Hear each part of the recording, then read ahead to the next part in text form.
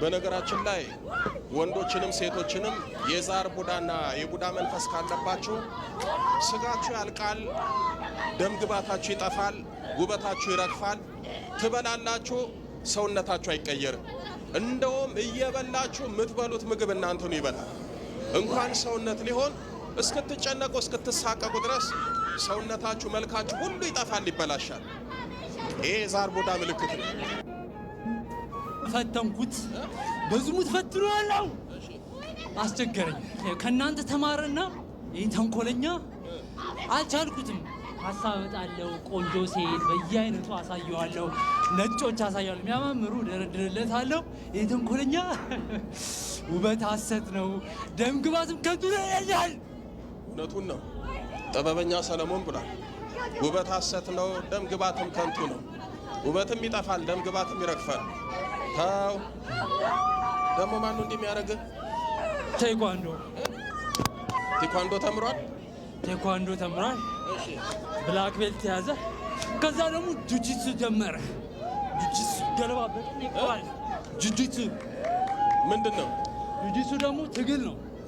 ትግል ነው። እሺ ከዛ መሬት ላይ አንድ ሰው ወድቆ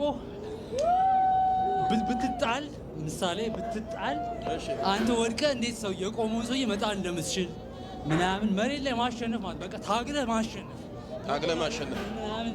እዛ እኮ ጥምቀቱ ላይ ትንሽ እንዲህ ምናምን እያደረገ ሲይዛ አላየሁ። ለዛ ነው እንዴ እንዲህ ነው ያደርጋል እኮ ያዘ የሚሰራውን እኮ ነው። እዛ መቆላለፍ ምናምን ከኛ ጋር ሲያገለግል ሶስት ሰው የማይዘውን እሱ ለብቻ ይዛል።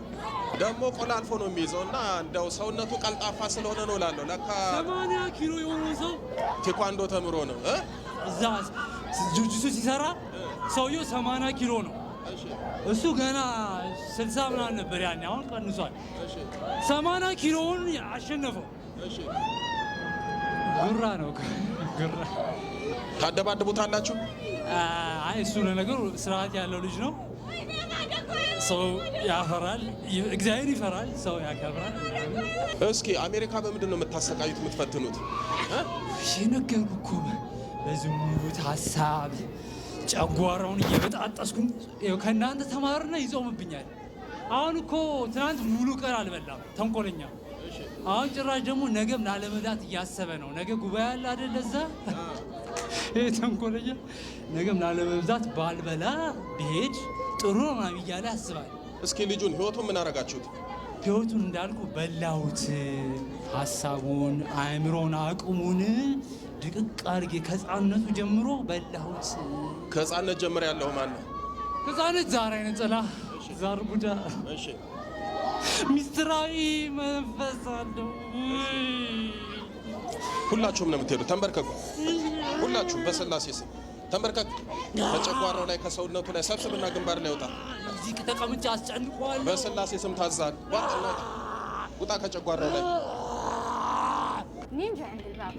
ጓራው ላይ። ይሄ እንግዲህ የጾም የጸሎት የስግደት ውጤት ነው።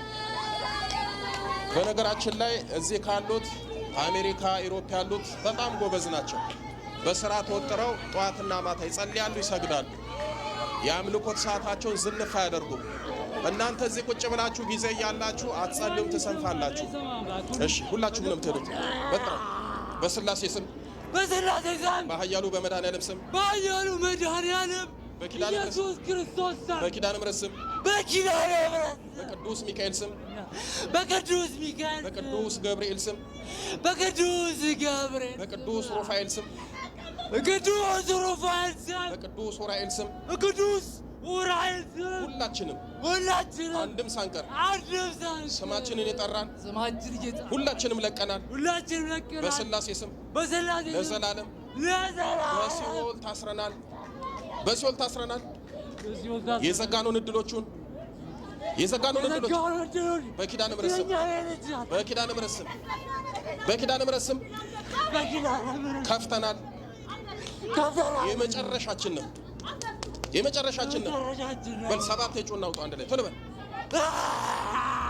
አንድ ቀጥል፣ ሁለት ቀጥል፣ ሶስት ቀጥል፣ አራት፣ አምስት ቀጥል፣ ስድስት ወደ መጨረሻ ገንዝ እናይ። ቅዱስ ገብርኤል ሲኦል አውርድ። በስመ አብ ወወልድ ወመንፈስ ቅዱስ ኪዳነ ምሕረትን አመስግኑለት። ወይ ጉድ! ሰይፈ ሚካኤል እግዚአብሔር ይባርክ። መብራን ተባረከ። ተው እስኪ ና ብድግ በል። እንዴት ነው ፈተና?